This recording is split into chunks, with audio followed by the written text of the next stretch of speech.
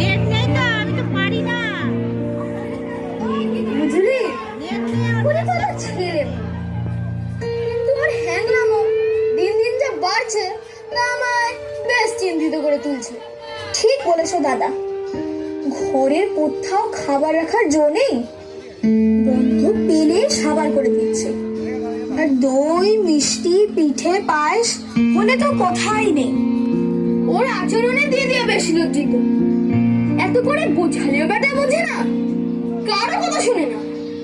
এই তো সেদিন তোমার বৌমার পিস্তুত ভাই কিঙ্কর আসবে বলে আমি দই আর রসগোল্লা এনে রেখেছিলাম। কিঙ্কর আসার পর তোমার বৌমা তাকে দই মিষ্টি দিতে গিয়ে তাকে সব ভোভা। সে কি মাটির ভারে কালো কালো পিঁপড়ে ঘুরে বেড়াচ্ছে, সব গেছে পেটু খড়িপদ পেটে। আচ্ছা করে রাম ধোলাই দিতে বেটা দোষ স্বীকার করলে, এদিকে তো কুটুমদের কাছে মান সম্মান সব খেলো। কি করা যায় বলো তো, আপন ভাগ্নে, ওকে তো আর তাড়াতে পারি না, তাড়ালে দিদি মনে কষ্ট পাবে। ধরতে পারবো না, আমার হবে না। কিছু একটা উপায় বের করতেই হবে দাদা, নাহলে তো পারা যাচ্ছে না। ঠিক বলেছিস মেজো, একটা কোনো উপায় বার করতেই হবে। দাঁড়া, রমেশ ডাক্তারের সঙ্গে কথা বলে দেখি, ও যদি কোনো একটা উপায় বার করতে পারে। ওর যা বুদ্ধি। দ্বিতীয় দৃশ্যে হরিপদ বিছানায় বসে মন দিয়ে লুচি আলু ভাজা খাচ্ছে। এমন সময় হরিপদর ছোট ভাই শ্যামাপদর প্রবেশ। দাদা দাদা শিগগিরই এসো। কেন রে, দেখছিস মন দিয়ে লুচি আলু ভাজা খাচ্ছিস? একটা দারুণ খবর আছে, শুনলে তোমার জিভে জল চলে আসবে। তাই হেয়ালি না করে এবার বলে ফেল দেখি, কি তোর দারুণ খবর?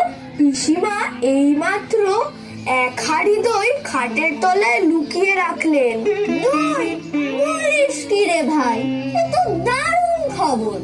তাহলে তো পিসিমার ঘরে একবার যেতে হচ্ছে, কিন্তু তাই বলে এই লুচি আলু ভাজার অসম্মান হতে দেয়া যায় না। তুই গিয়ে দইয়ের হাঁড়িটা নিয়ে আয়। পিসিমার ঘরে যে শিকল দেওয়া, আমি যে নাগাল পাই না, তাই তো ছুটে এসে তোমাকে খবরটা দিলাম। বেশ করেছিস, আমার লুচি খাওয়া শেষ। চল এবার দইয়ের সদ্ব্যবহার করা যাক। তৃতীয় দৃশ্যে হরিপদ ও শ্যামাপদ পিসিমার ঘরে প্রবেশ করে। শ্যামাপদ পিসিমার খাটের নিচে রাখা একটি হাঁড়ি দেখিয়ে বলে, ওই দেখো দাদা, দইয়ের হাঁড়ি পিসিমা যত্ন করে রেখে গেছেন। ঠিক বলেছিস ভাই, পিসিমা যত্ন করে রেখে গেছেন আমার জন্য। শুধু তোমার জন্য? আমি যে খবরটা দিলুম সেটা কিছু নয়, তুমি একাই দই সাবার করবে বুঝি? আরে না রে ভাই, তুইও প্রসাদ পাবি। আগে এক খাবলা মুখে পুরে দেখি, টক দই না মিষ্টি দই। ওরে বাবা রে, পড়ে গেল, পড়ে গেল।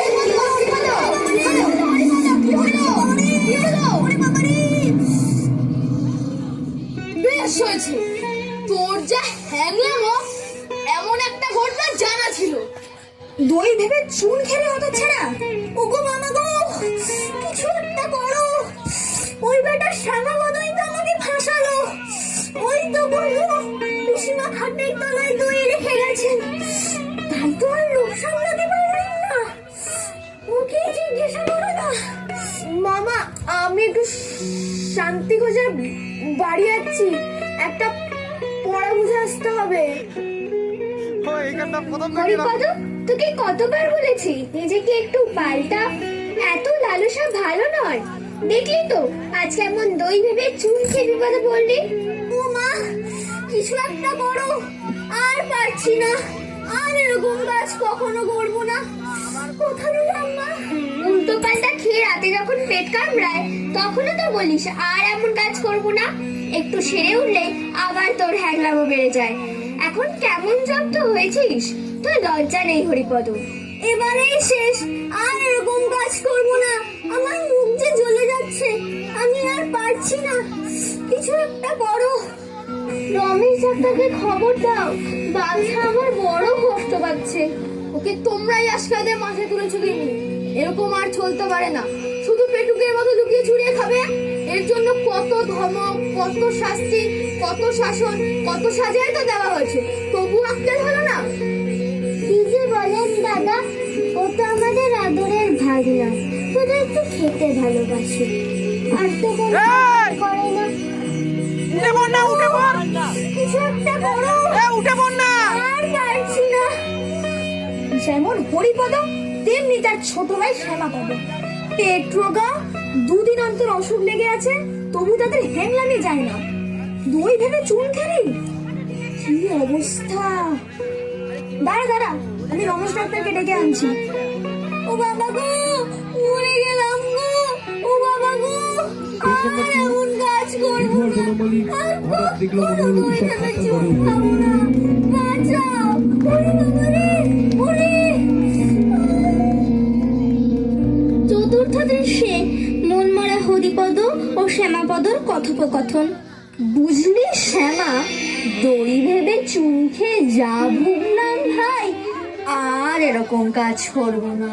গত 7 দিন ঠিক করে চিবোতে পারিনি, ঠিক করে গিলতে পারিনি। গত 7 দিন আমার কাছে খাওয়া ছিল মহা হাঙ্গামা। তাই তো দেখছি দাদা, তোমার শরীরের কি অবস্থা হয়েছে, না খেয়ে খেয়ে একেবারে শুকিয়ে গেছো। তবে পরিস্থিতিটা এখন অনেকটা স্বাভাবিক, এখন তাও একটু একটু খেতে পারছি। তাই নাকি? একটা সুখবর আছে দাদা। কি রে? ক্ষীরের লাড্ডু ভাড়ার ঘরে তাকে রাখা ছিল, আমি সন্ধান পেয়ে তোমার জন্য চুরি করে এনেছি। ক্ষীরের লাড্ডু? সত্যি? কোথায় রে? এই নাও দাদা, ক্ষীরের লাড্ডু খাও। ওরে বাবা, এই যে সত্যি ক্ষীরের লাড্ডু! আহা, কি স্বাদ! কথা না বাড়িয়ে সবগুলো আগে সাবার করে দিন। হরিপদ মন দিয়ে ক্ষীরের লাড্ডু খেতে থাকে। নেপথ্যে বড় মামা ডাকেন, হরিপদ, আয় হরিপদ! হরিপদ খেতে ব্যস্ত, মুখে ক্ষীরের লাড্ডু, সাড়া দিতে পারে না। নেপথ্যে বড় মামা ডেকেই চলে, হরিপদ, আয় হরিপদ! হরিপদ ক্ষীরের লাড্ডু খাচ্ছে আর মাঝে মাঝে গলায় জল ঢালছে। নেপথ্যে হরিপদ, আয় হরিপদ! হরিপদ! পঞ্চম দৃশ্যে হরিপদ ক্ষীরের লাড্ডু খেয়ে মুখ ধুয়ে ভালো মানুষের মতো হাজির। মঞ্চে বড় মামা উপস্থিত। কিরে, এতক্ষণ কোথায় ছিলি? এই তো করেছিলাম। কবে আমরা তো চেঁচাচ্ছিলাম, শুনতে পাচ্ছিলি না? আগে জল খাচ্ছিলাম তো না। শুধু জল নাকি কিন্তু স্থলও ছিল? বুঝলে দাদা, এই বাড়িতে যেরকম ইঁদুরের উৎপাত, এই বাড়ি শুদ্ধ ইঁদুর মারাটা বন্দোবস্ত না করলে আর শেষ নেই। আর বাইরে যা প্লেগ এবং ব্যারাম, এই পাড়া শুদ্ধ ইঁদুর না মারলে আর রক্ষে নেই। হ্যাঁ, তার ব্যবস্থা করা হয়েছে। দিদিকে বলেছি শেকবিসে লাড্ডু পাকাতে, সে একবার ছড়িয়ে গেলেই ইঁদুরের বংশ নির্বংশ হবে। লাড্ডু কবে পাকানো হবে মামা? সে মনে হয় এতক্ষণ হয়ে গেছে। সকালে টেপিতে দেখলাম এক থালা টিফিন নিয়ে দিদির সঙ্গে লাড্ডু পাকাতে বসেছে। হ্যাঁ, শেকবিস খেলে কি হয় মামা? হবে আবার কি, ইঁদুরগুলো মারা পড়ে, তাই হবে। আর মানুষ যদি খেয়ে ফেলে? তাই একটু আধটু খেয়ে ফেললে মরতে পারে, মাথা ঘুরবে, গলা জ্বলবে, বমি হবে, হয়তো পা খিঁচবে। আর একেবারে যদি 11টা লাড্ডু খেয়ে ফেলে? বলিস কি রে, তুই খেয়েছিস নাকি? হ্যাঁ বড় মামা, তার মধ্যে 5টা খুব বড় ছিল। তুমি শিগগিরই ডাক্তার ডাকো বড় মামা, আমার কিরকম গা ঝিমঝিম আর বমি বমি করছে। দাঁড়াও দাঁড়াও, আমি রমেশ ডাক্তারকে ডেকে আনি।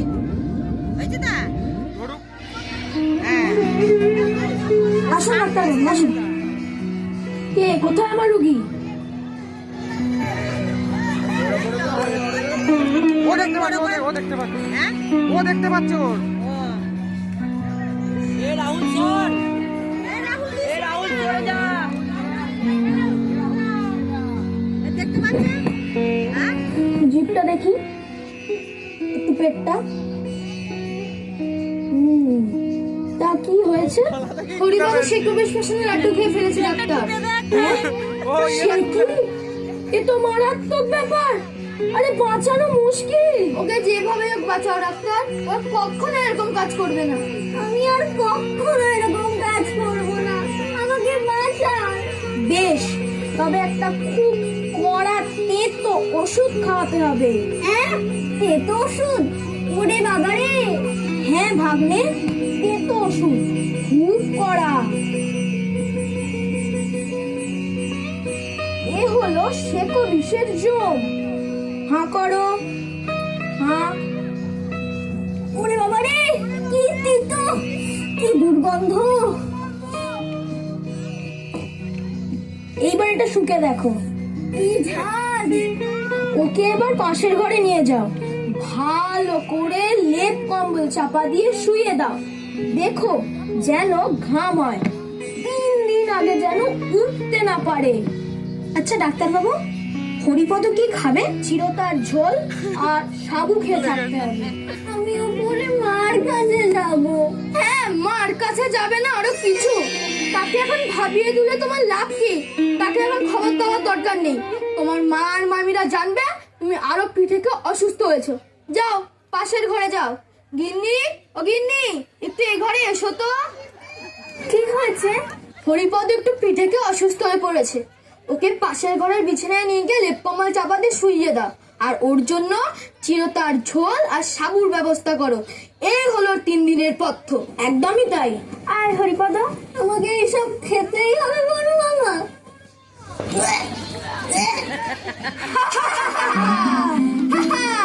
আচ্ছা গেল দেখালে ডাক্তার, একটু পায়ের ধুলা দাও। আরে তোমাদের পেটুক ভাগ্নের 3 দিনেই ঠান্ডা হয়ে যাবে। কড়া তেতো ওষুধের নাম করে কালমেঘ পাতার রস খাইয়ে দিয়েছি, আর কোনো চিন্তাই নেই। আরো এটা ওটা চুরি করে খাওয়ার সাহসই পাবে না। দারুণ বুদ্ধি তোমার। আমার পেটুক ভাগ্নিকে কেমন জব্দ করলে।